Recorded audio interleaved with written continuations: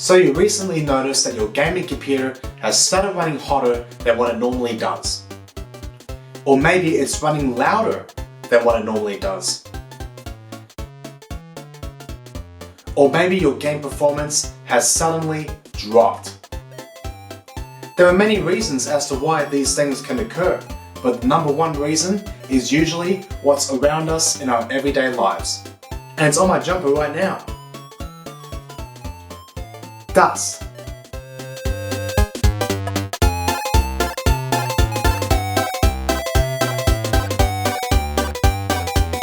So what actually prompted this video?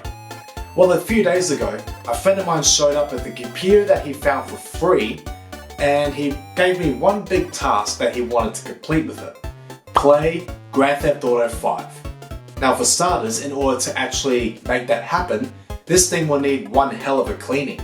I mean, just take a look at all that dust, especially around the CPU cooler. Ugh!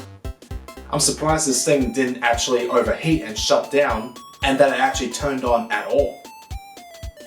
But playing Grand Theft Auto 5 on it was the one that kind of worried me a little bit more.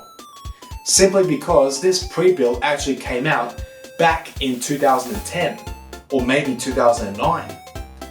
And computers around that timeline usually have dual-core CPUs in it. And we know how badly Grand Theft Auto 5 runs on dual-core CPUs. But then we go ahead and find out that it's actually an AMD quad-core CPU. So my hopes for the project actually went from here all the way up to here. Mostly because of the age of the components. But in the computer world, we all know that old components do run new games pretty well, stranger things have happened, stuff like that. But in order to find out whether this pre-built over here runs this game well, and whether the project will be a success, yeah, we should probably give it a clean, right?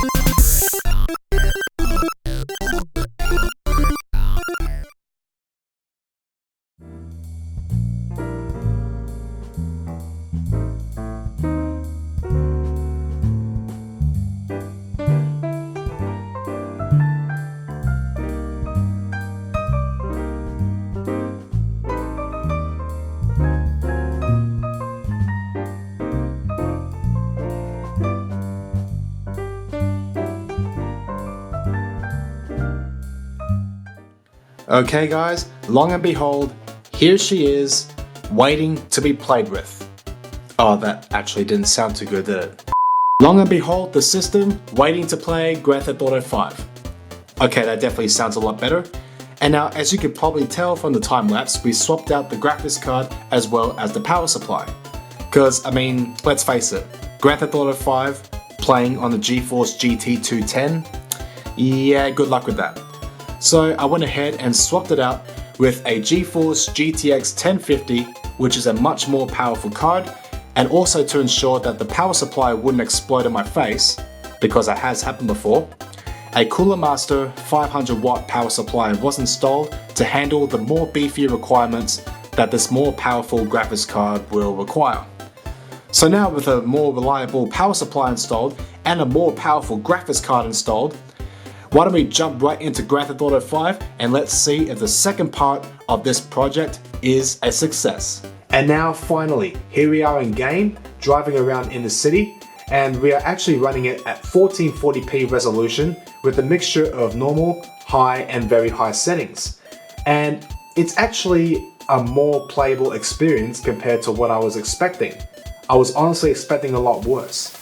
Now bear in mind, this is an AMD quad-core CPU from 2009-2010 on 4 gigs of DDR2 RAM and a GTX 1050, and our FPS is anywhere in the mid-30s to mid-40s, sometimes going a little bit beyond that.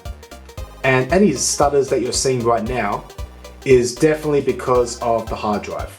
If I swapped it out for an SSD and the game was running on that, then this would have definitely been a lot more of a smoother experience.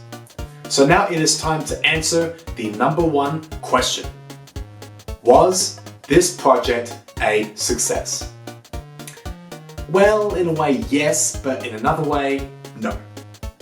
The successful part is that not only is this computer now quieter compared to when it first came here, it is a hell of a lot more cleaner. And it also has a hell of a lot more graphics horsepower thanks to the GTX 1050 that replaced the GeForce GT 210. The fact that it's now able to run Grand Theft Auto 5 at all is testimony enough. However, the unsuccessful part is because of the hard drive. Despite the graphics horsepower we now have, it was still stuttering in various parts of the game. Because the hard drive is just simply too slow. It's trying to do things in the background that it can't keep up. It can't multitask properly. I mean, right now, I'm not even doing anything. And it's still working like it's actually doing something.